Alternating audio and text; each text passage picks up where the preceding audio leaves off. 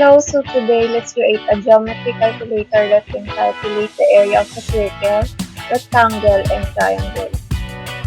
So yung program natin should prompt a do you want to try again for the user, and it should also display an error message when a number a user inputted is negative and out of range of course sa options. So ito yung menu na kailangan nating i-display for users. So, let's start by opening the Tinkercad. Since wala akong Arduino on hand to try the Arduino IDE, Tinkercad na lang muna yung gagamitin natin. So, sa dashboard, click lang natin yung create and circuit, since circuit yung gagawin natin. After nyan, proceed tayo sa components. Then, from basic, punta tayo sa Arduino. As you can see, maraming Arduino components na available for users. Pero yung pipiliin natin is yung Arduino na may breadboard na.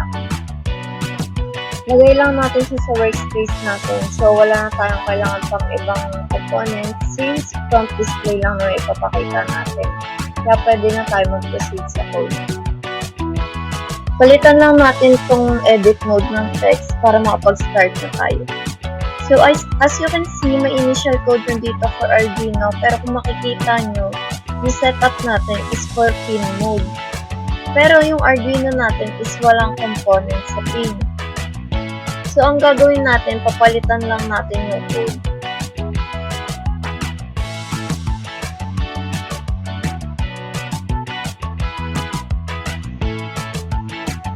Palitan din natin yung code na nakalagay sa void loop since para sa pin din to. Lagyan natin ng function na display menu para sa code natin. Gagawa natin ng logic ko mamaya.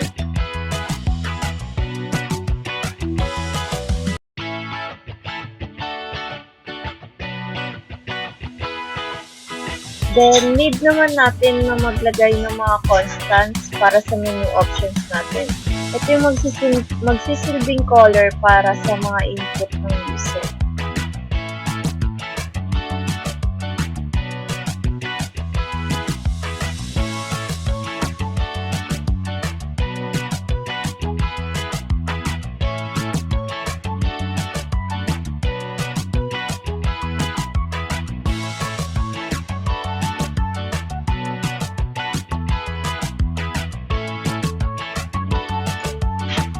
So, kung may display, syempre kailangan din natin ng user input for this code. So, gagawa tayo ng function for user input.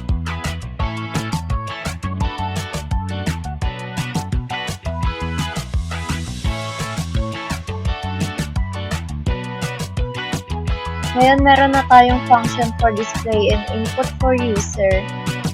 Need naman natin gumawa ng logic for the code. Pwede tayong gumamit ng if-else statement dito.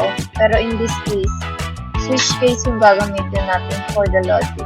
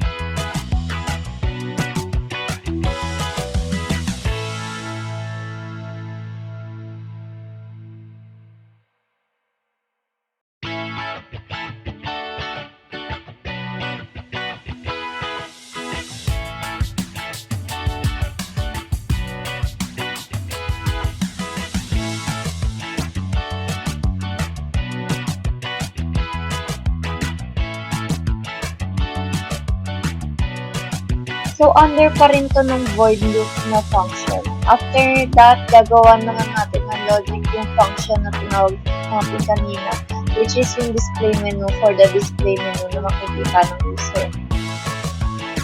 So, kokopyahin lang natin yung display menu na pinakita ko earlier.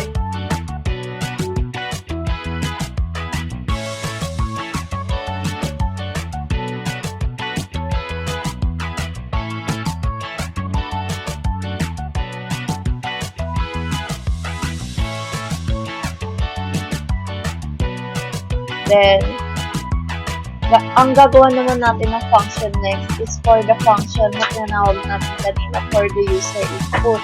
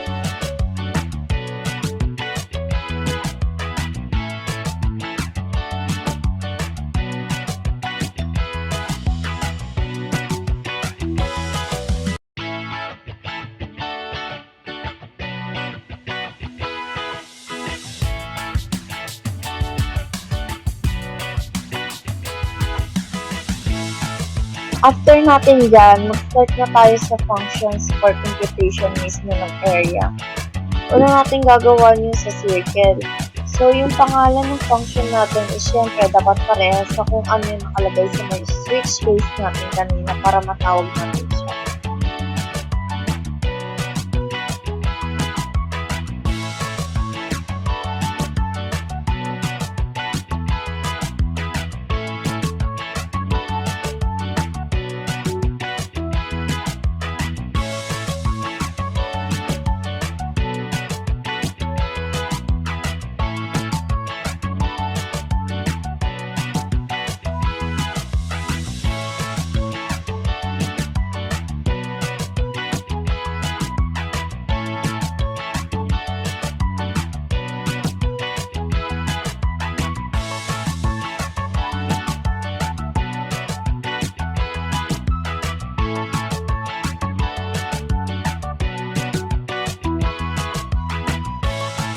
So, dito, lalagyan natin siya ng checker para kung negative yung input ng user, magpo-prompt siya ng error.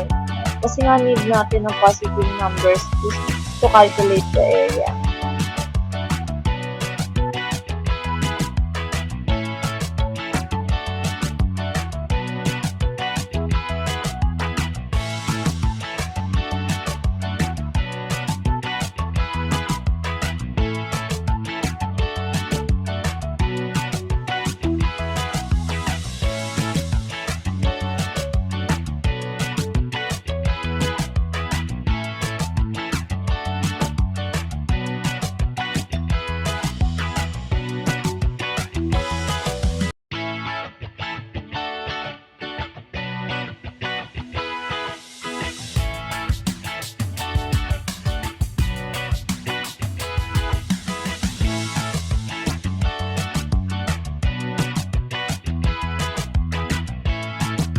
Then, proceed tayo sa function ng rectangle.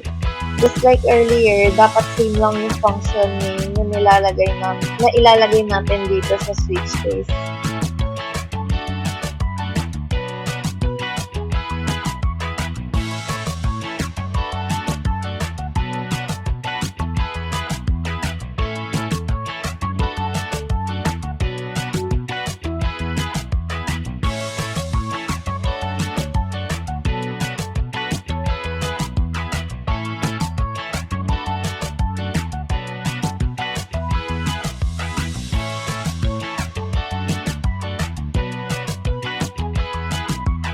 Ayan, lalagyan ulit natin siya ng checker para kung negative yung input ng user, magpo-prompt siya ng error.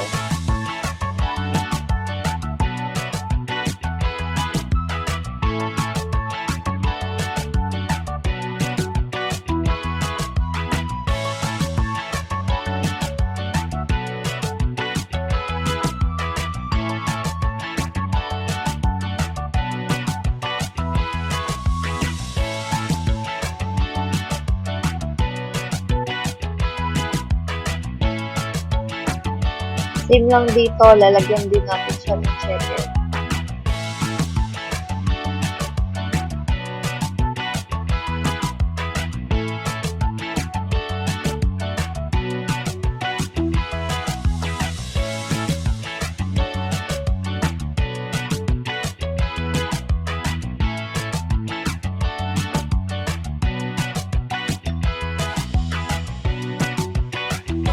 Then, proceed tayo sa function ng triangle. Ganito din dapat, same lang yung function name na ilalagay natin din sa switch case. So, i-copy-paste na lang natin yung logic sa function ng rectangle area. Since same lang naman sila na may 2 inputs. Then, palitan na lang natin yung name ng variable at saka yung computation ng mismong area.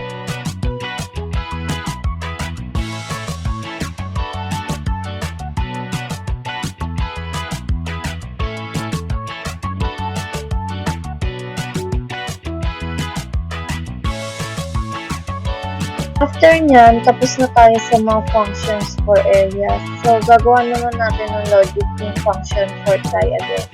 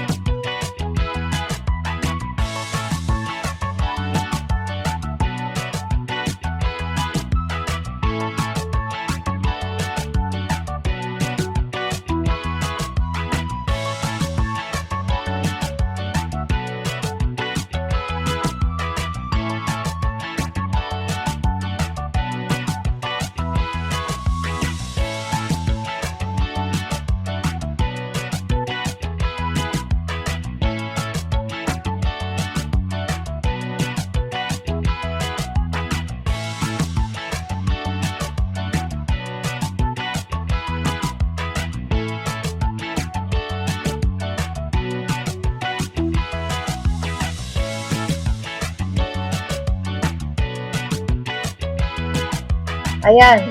Then, tapos na tayo sa code. Pwede na natin i-try. So, start lang natin yung simulation and i-open natin yung serial monitor. Ayan, large natin so you can see. So, as you can see, same lang yung prompt ng monitor natin sa pinakita ko kanina na dapat i-display.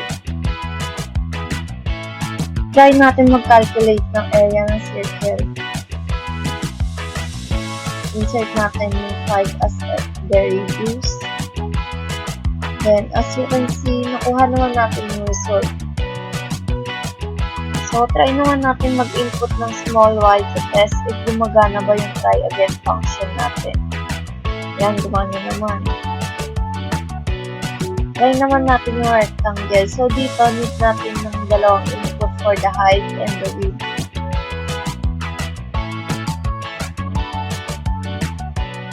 So, ayan, as you can see, nakita naman yung, lumabas naman yung result. Then, i-try naman natin yung big letter Y kung gagana ulit yung try again function. Ayan, nag-prompt ulit siya. So, i-try naman natin yung triangle. Just like rectangle, dalawa rin yung input na nire-require nito, which is yung base at saka yung height.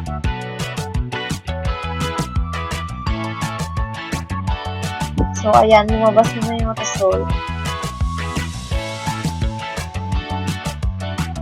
Since na-try na natin yung mga function to calculate the area, i-try naman natin maglagay ng negative number sa input para makita natin kung mag-error ba siya. So, let's try negative 5 sa area ng circle. Ayan, as you can see, nag-prompt siya ng error. So, that means functioning yung error function natin. Last naman natin ito-test if mag-error siya pag nag-input ako ng number 5, which is out of range sa choices natin. Send lang natin yung 5. Ayan, nag-prompt siya ng error. Pero, bumabalik siya sa display menu. at hindi nag-exit yung program. So, based sa test natin, functioning itong code na ginawa natin for this Arduino activity. So that concludes our video for today. Thank you. Hope you learned something.